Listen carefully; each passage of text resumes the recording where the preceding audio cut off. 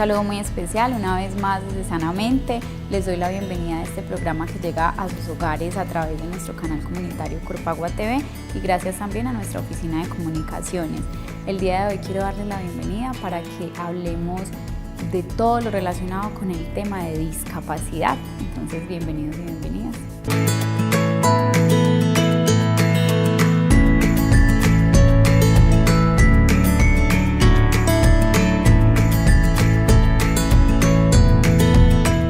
El día de hoy nos acompaña Gloria Salazar Alzate, docente de apoyo pedagógico, quien además es especialista en neuropsicopedagogía y nos va a aportar sus conocimientos en todo este tema.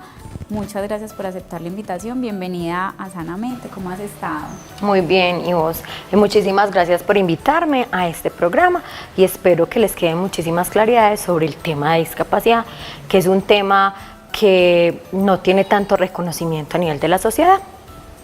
Así es, Gloria, y como tú bien lo mencionas, es un tema que o no tiene mucho reconocimiento o aún tiene muchísimo estigma, como todo lo relacionado con salud mental y dificultades para desempeñarse como socialmente se acepta una persona. Entonces, hablemos de ese término de discapacidad. ¿A qué nos referimos cuando hablamos de discapacidad?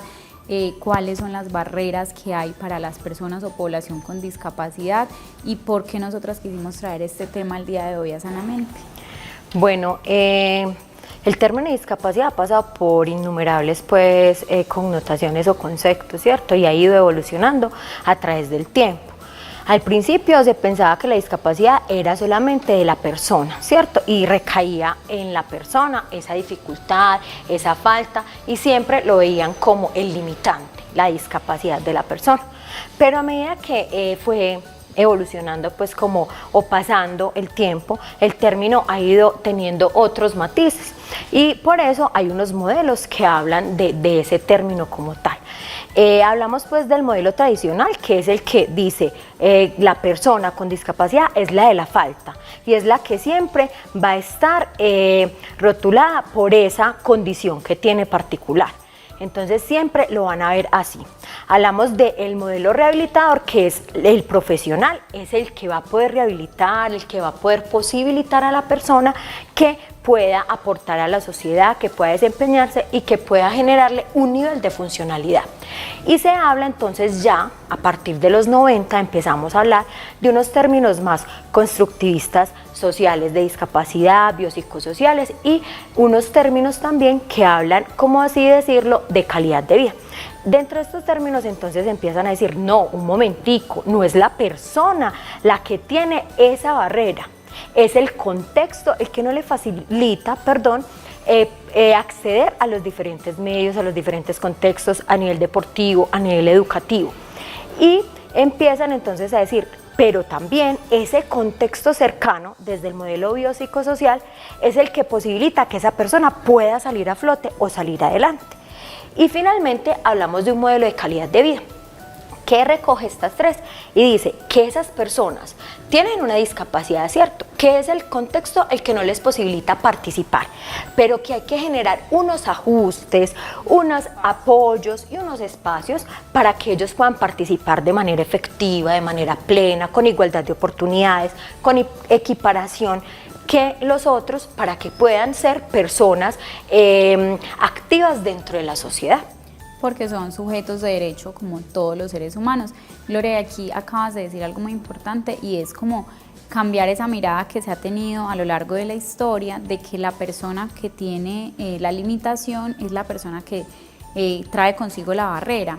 Pero mira que lo mencionas ya desde el punto de vista que no es la persona, sino que es el contexto el que le genera la barrera. Pero entonces podríamos profundizar antes de hacer hincapié en ese tema que mencionabas ahorita de ajustes, que es algo que está contemplado en la norma y ahorita lo vamos a mirar. ¿Cuándo hablamos de barreras o qué son barreras o cuáles son las principales barreras a las que se enfrentan las personas con discapacidad? Bueno, hay unas barreras, ¿cierto? ¿Qué es una barrera? Es la que no permite que esa persona se empeñe activamente en esa sociedad y que le imposibilita participar efectiva, oportunamente y en igualdad de oportunidades, ¿cierto? Hablamos de que hay varias barreras. Hay barreras de tipo actitudinal, hay barreras de tipo de infraestructura. ¿Y las actitudinales son de las principales? Sí, las actitudinales son de las principales. Las de infraestructura también son muy importantes y las barreras socioeconómicas también. Entonces, cuando hablamos de una barrera actitudinal, es la percepción, es el imaginario, el estigma que le tenemos a esa persona con discapacidad. Que a veces dicen, ay, un chico con síndrome de Down, ay, no se le arrime a los niños porque de pronto le pega o porque de pronto le pega esa enfermedad. Primero que todo, el síndrome de Down no es una enfermedad, ¿cierto? Es una condición de discapacidad y no es enfermedad. Y después hablamos también de unas de infraestructura que encontramos en muchísimos lugares, incluso las construcciones actuales, muchas no tienen esa accesibilidad, ¿cierto? Son inaccesibles. Es decir, por ejemplo, cuando hablamos de barreras de infraestructura, estamos hablando de que hay personas que no pueden acceder a un lugar porque no hay una rampa o no hay un ascensor o no hay unos espacios adecuados para ellos poder entrar. Un baño, por ejemplo, es muy importante para personas con movilidad reducida o con discapacidad motora, que tenga las mediciones necesarias o para que puedan entrar y acceder a ese lugar. Y que estén en las condiciones óptimas también para que se pueda hacer uso de él. Eso, y que estén en esas condiciones óptimas, que haya también una señalética inclusiva, es decir, señalética en lengua de señas o en braille, que en muchos lugares no los encontramos. Entonces, es esas barreras que encontramos y que incluso en construcciones actuales las encontramos y las vemos mucho. Ejemplo, por ejemplo acá, perdón la redundancia, el parque educativo es un lugar donde no es accesible para una persona con discapacidad visual o para una persona con alguna discapacidad motora o física. Entonces, ahí estamos partiendo de esas barreras actitudinales, de infraestructura. Y cuando hablamos de esas barreras de tipo socioeconómico, es que a veces, por ejemplo, los medios económicos que tienen esas personas no son lo suficiente para que ellos puedan acceder a diferentes apoyos, por ejemplo, sillas de ruedas, órtesis, prótesis. Entonces, eso les genera que ellos no puedan tener igualdad de oportunidades que los otros. Para tener una calidad de vida mejor. Y eso que dices también conlleva a otro tipo de barreras.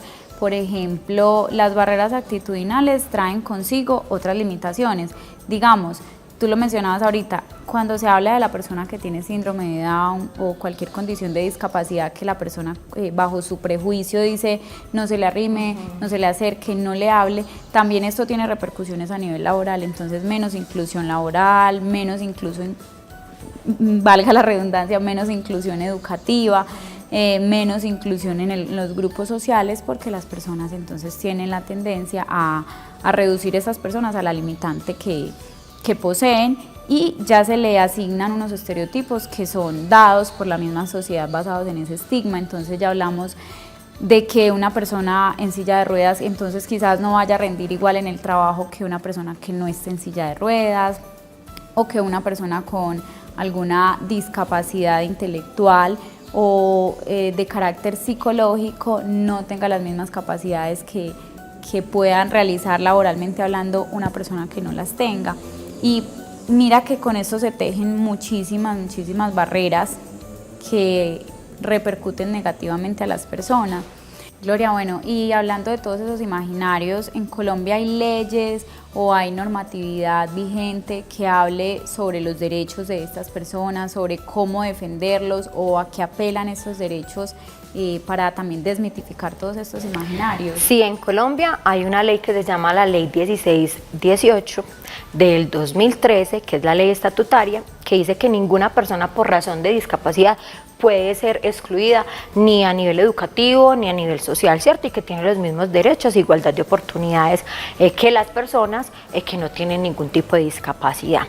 Entonces, por ese sentido, ellos están muy amparados, ¿cierto? Y da unas responsabilidades estatales y a los gobiernos de que tienen que hacer partícipes a estas personas en los diferentes contextos y que les tienen que generar esos apoyos, les tienen que generar todos esos espacios para que ellos puedan participar plenamente en la sociedad. Y a nivel educativo hablamos de que hay un decreto que se llama el 1421, que salió en el 2017, que habla de todos la igualdad de oportunidades y el acceso a la educación que deben tener las personas con discapacidad al sistema educativo, que no pueden negarles el cupo por razón de su discapacidad, que tienen que tener el acceso, la permanencia y la promoción en ese espacio que es el educativo. Es decir, que entonces todas estas leyes apuntan al ejercicio de los derechos en igualdad de condiciones para todas las personas sin ningún tipo de discriminación. Gloria, ahorita hablábamos de los ajustes razonables y no lo podemos dejar pasar. ¿Qué es eso de ajustes razonables? ¿En qué consiste? ¿Y por qué se habla de ellos cuando hablamos de personas con discapacidad? Bueno, hablamos de que los ajustes razonables los podemos orientar mucho como un facilitador, ¿cierto? Como un facilitador que les va a permitir a estas personas acceso, permanencia y equiparación de oportunidades en todo su proceso social, educativo, cultural, deportivo, o sea, es en igualdad de oportunidades, ¿cierto? Sin ningún tipo de restricciones. Se habla entonces de que un ajuste razonable es el que se hace de acuerdo a las características de la población, ¿cierto? Entonces yo les estaba diciendo ahorita, hay barreras de infraestructura.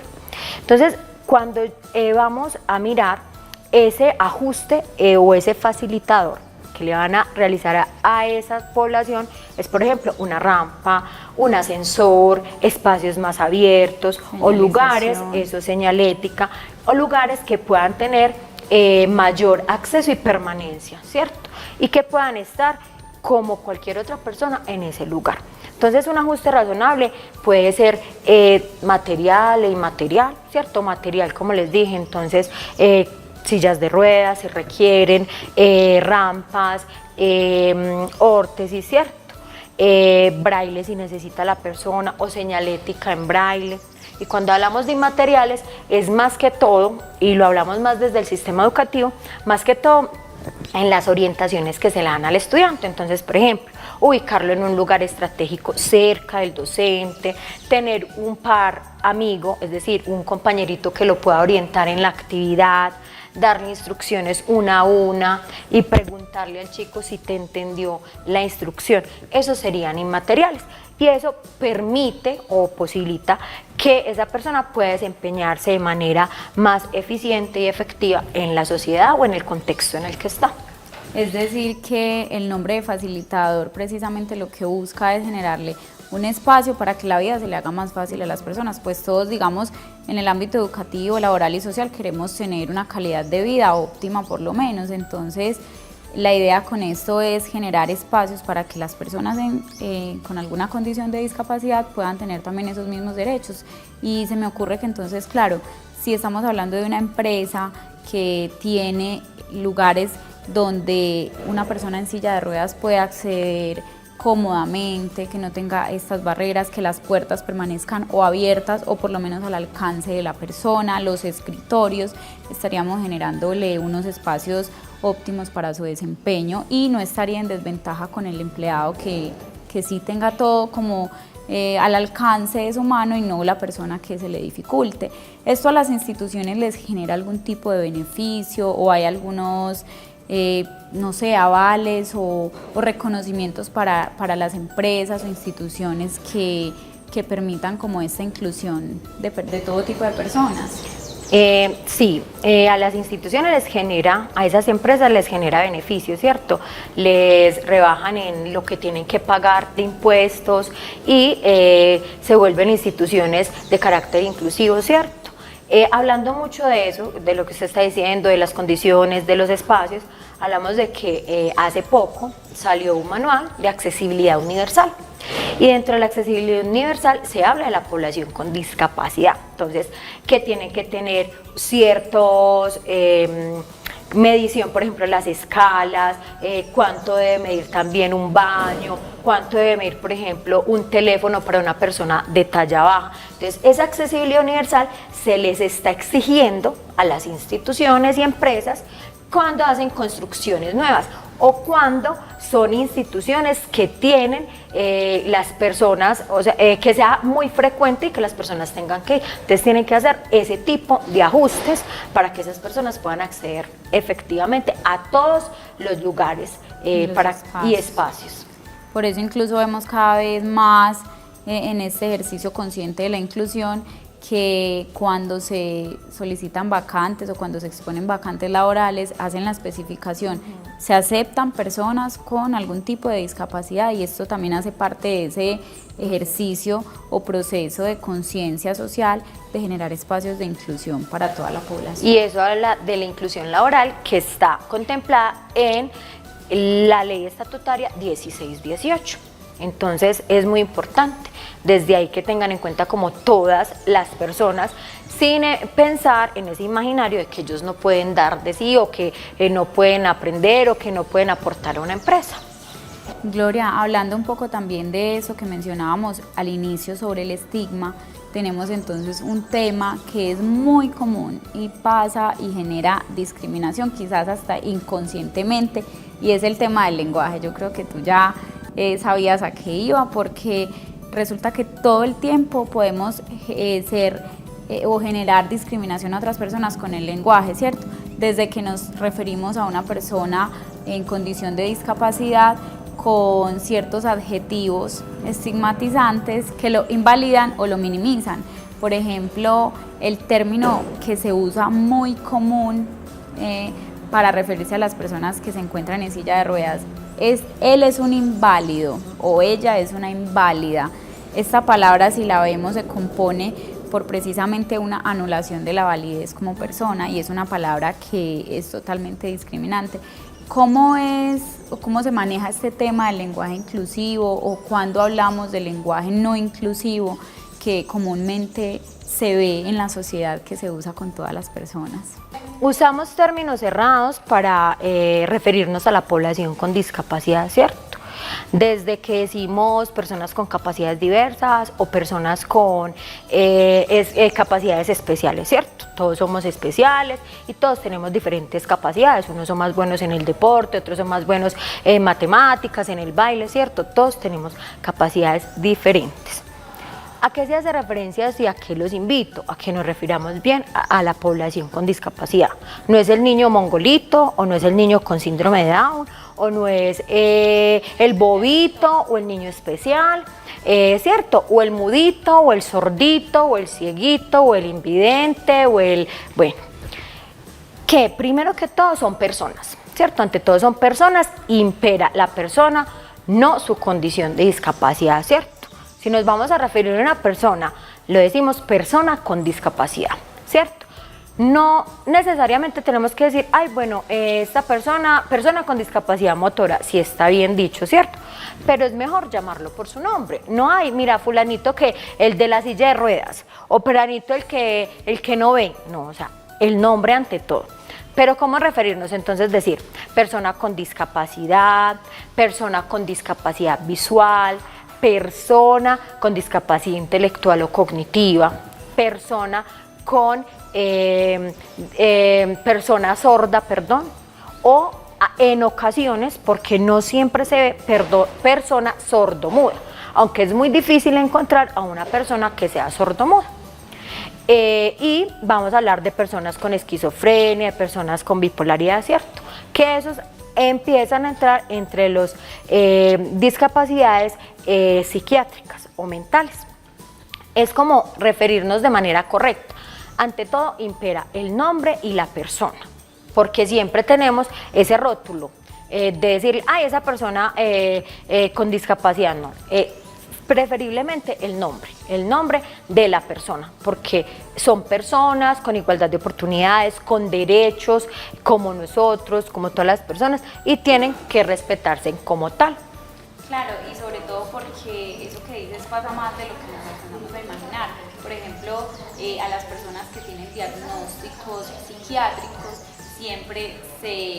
generalmente las personas optan por llamarlas por el diagnóstico, ¿cierto? Entonces el esquizofrénico, el depresivo, la bipolar, y se deja en un segundo plano lo que tú dices, que impera la persona más que su condición o estado, en este caso hablando de su estado mental o de su diagnóstico psiquiátrico, y son cosas que además, digamos, por lo menos en los términos de estigmatización, hacen que la persona caiga como precisamente en este tema de sentirse aislados, de sentirse que no pueden hacer lo mismo que otras personas, o sea, también caen en esa coestigmatización, por decirlo de alguna manera, que es lo que precisamente se trata de disminuir con todos estos programas y con todas estas normatividades que optan por disminuir el estigma en la sociedad. Y hablando de eso, sabemos que las personas que presentan estas condiciones tienen muchísimas dificultades, o sea, la aceptación y el duelo. Entonces, si la seguimos llamando por ese diagnóstico, ¿cierto?, entonces van a seguir generándole más poca aceptación a su condición y ese duelo va a ser un poco más duro, porque sabemos, y es la realidad de todos, que aceptar a una persona con discapacidad o tener algún trastorno es muy complejo, porque el ideal de todos es la perfección, el hijo perfecto, la normalidad, aunque nada es normal, nada es anormal. Entonces es eso, por la sociedad y por esos imaginarios y percepciones erróneas que se tienen respecto a este tema. Bueno, Gloria, yo quisiera que le contáramos un poco a las personas que nos están viendo, que nos están escuchando, sobre el rol que tú tienes, por ejemplo, acá en nuestro municipio.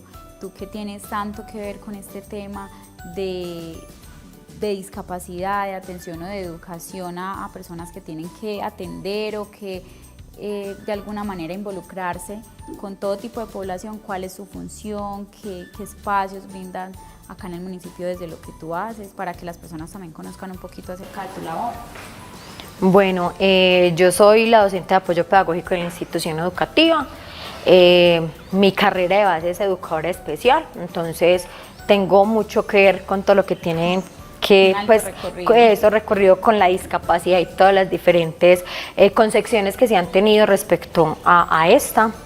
Entonces eso es como lo que uno va enseñando, por así decir, o sensibilizando en el contexto en el que uno está, tanto a los padres de familia, a los docentes y a los mismos estudiantes, de aceptar su condición, ¿cierto? De respetar las diferencias, de ser personas empoderadas con la inclusión, de que más allá de un diagnóstico o de un papel que te dice tienes X o Y discapacidad, es la persona y son las potencialidades que tenemos que ver en ella, buscarle fortaleza, sus habilidades, no pensar desde la limitación, desde que no puede, que no va a ser capaz, sino pensar desde esas potencialidades que nos pueden demostrar y que antes aprendemos mucho de estas personas y que los papás también van desdibujando, desmitificando ese imaginario errado de que la discapacidad es un niño que no va a aprender, que yo siempre lo voy a tener en la casa como el niño eterno,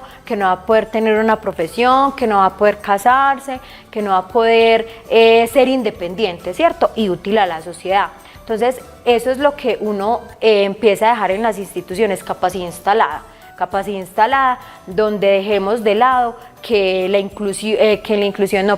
discapacidad es algo que limita, sino que la discapacidad nos puede abrir puertas y encaminarnos a otros espacios y que la inclusión es algo muy importante para estas personas y que podemos hacer grandes cosas tanto por estas familias como por los estudiantes.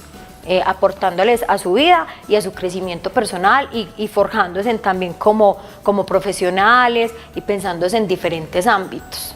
Claro, y es hacer de alguna manera ver la inclusión como algo posible, ¿cierto? No como algo que sea inimaginable o inalcanzable, porque también vemos acá que la generación de todos estos espacios hace que se visualice como algo que pertenece al común de la vida del ser humano y por lo tanto debe ser aceptado y, como lo mencionamos ahorita, incluido. Gloria, vamos a pasar a invitar a las personas a que veamos nuestra cápsula mental del día de hoy.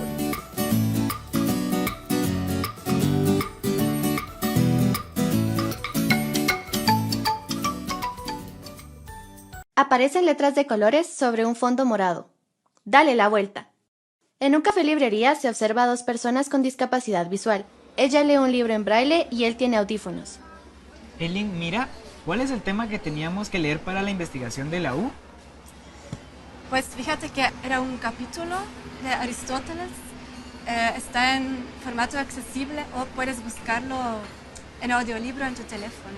Ah, genial, gracias. De nada. Él saca su teléfono para buscar. Entra Raúl, persona sin discapacidad, que al verlos hace un gesto de extrañeza mientras camina a la caja. ¿Me da un café, por favor? Ah, ¿un café? La cajera le habla en lengua de señas. No entiendo. Es que no la entiendo. Dice que tomes asiento. Dice que tomes asiento, que te van a atender en la mesa. Gracias. ¿Ok? Le indicó una clienta, persona de talla pequeña. Raúl toma asiento y llega una mesera, usuaria de silla de ruedas. Buen día, ¿le entregó nuestro menú? Gracias. Raúl no entiende el formato del menú, se ve desorientado y empieza a sentir ansiedad. La imagen se torna borrosa. No entiendo. ¿Qué está pasando aquí? Perdón, es que no entiendo. ¿Quién será el gerente de aquí? Raúl se levanta y se dirige a la barra. Llega la gerente, persona con síndrome de Down. ¿En qué le puedo ayudar? Perdón, es que no entiendo. Ah, ok, le doy la vuelta. Le da vuelta al menú mostrando que está en braille y texto impreso. Gracias. De nada. Raúl se retira a su mesa. Entra Néstor, persona sin discapacidad. Hola, Gerson, Aileen. Saluda a la cajera en lengua de señas y pide un café. Hola. Un café, por favor. Ella le responde. Gracias. Hola, chica. Toma asiento y se dirige a Raúl. Qué buen lugar es este. ¿No le parece? Es de mis lugares favoritos. Acá entre nos. Debería pedir los alfajores. Son buenísimos. Gracias. La mesera lleva el café. Néstor le agradece y también a la cajera en lengua de señas. Raúl nota el gesto y trata de imitarlo sin que nadie lo note. ¿Sabe qué? Quiero un café y unos alfajores. Gracias. Voltea y agradece a la cajera en lengua de señas. Ella le sonríe. La pantalla se funde a negro. Esta producción ha sido posible gracias al apoyo financiero del Fondo de las Naciones Unidas para los Derechos de las Personas con Discapacidad.